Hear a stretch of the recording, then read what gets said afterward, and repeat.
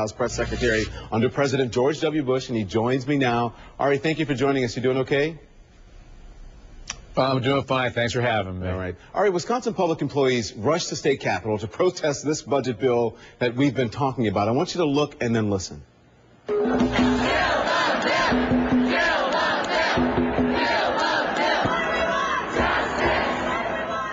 So, Ari, you've had to deal with budget cuts and education in your time serving at the White House. President Obama says that this budget battle seems more like an assault on unions. What do you think? Well, no, I think the real issue here is not education. It's the salaries and the carve-outs that people in the public space have gotten. For example, the proposal in Wisconsin is to increase the amount that they pay for their premiums from 8% to 12%. When I was a federal employee, I paid 25% of the cost of my health care premiums. They're being asked to just go up to 12%. This is the problem. They've had a sweetheart deal, and it has nothing to do with the fact that they're educators. It has to do with the fact that they were public employees who were able to use the muscle they have to get something from the taxpayers that is way out of line with what the private sector pays and what federal workers pay. But are you it's good they're being brought into line.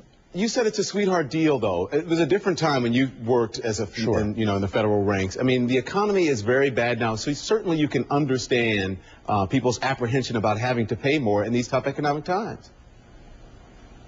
And it's even worse for the taxpayers. Remember, it's the taxpayers who have to pay the price for people to receive such a gigantic subsidy for their health care. I think if I was able, as a federal worker who made very little money for most of the time I was on the federal payroll, to pay 25% of the cost of my health insurance premiums, in other words, a 3-to-1 subsidy, why are they getting an 8-to-1 subsidy? This is the problem, and I think the vociferous reaction they have to it is part of the problem. They won't accede to any of the normal requests to get in line with the private sector or other public employees. That's the power that unions sometimes have, and this is why I think the governor is doing the right thing, drawing the line. Okay. Unions aside, why is education seemingly, Ari, always threatened with budget cuts?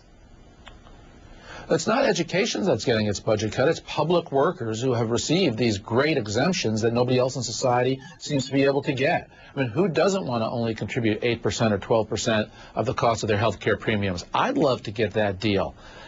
So it's not the question that they're teachers. The question is they're not making as much as people in the private sector, though, Ari. I understand your argument, but they're not making as much money. We know teachers don't make as much money.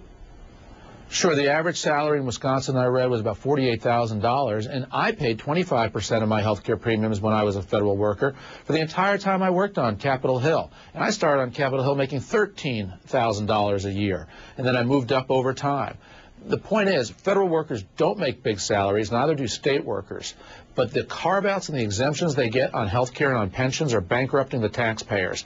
They need to be brought in line. Okay. Ari, I want to pick your brain, since you had a bird's eye view of this. I want to talk about the Mideast now, and especially Arab nations, where you see this sort of domino effect happening with these countries. You see Bahrain now, Yemen, and before it was Egypt, and then Tunisia before that.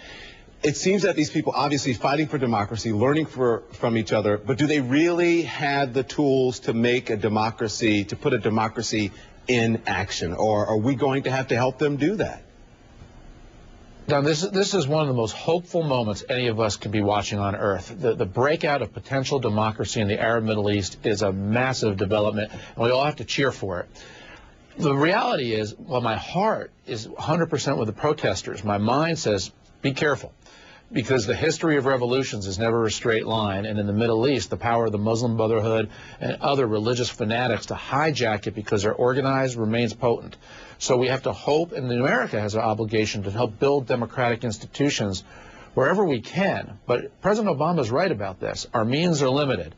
So I'm hopeful, I'm watching it, I'm cheering for them, but there's a part of me that's holding back, because I'm scared if it goes the Iranian way instead of the American way, so to speak. I want to get this on record. You agreed with the president, right?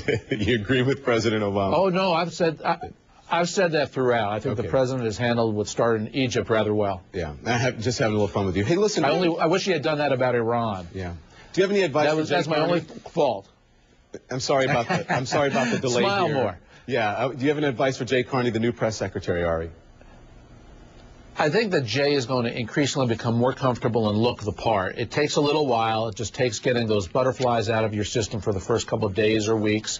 And he needs to show a little more just informality up there, a little more jocularity when the moment is right. And I think he will.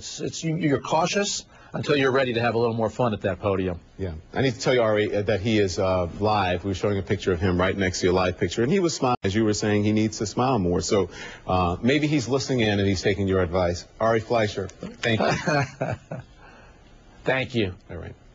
The current job market may be bleak, but what does the future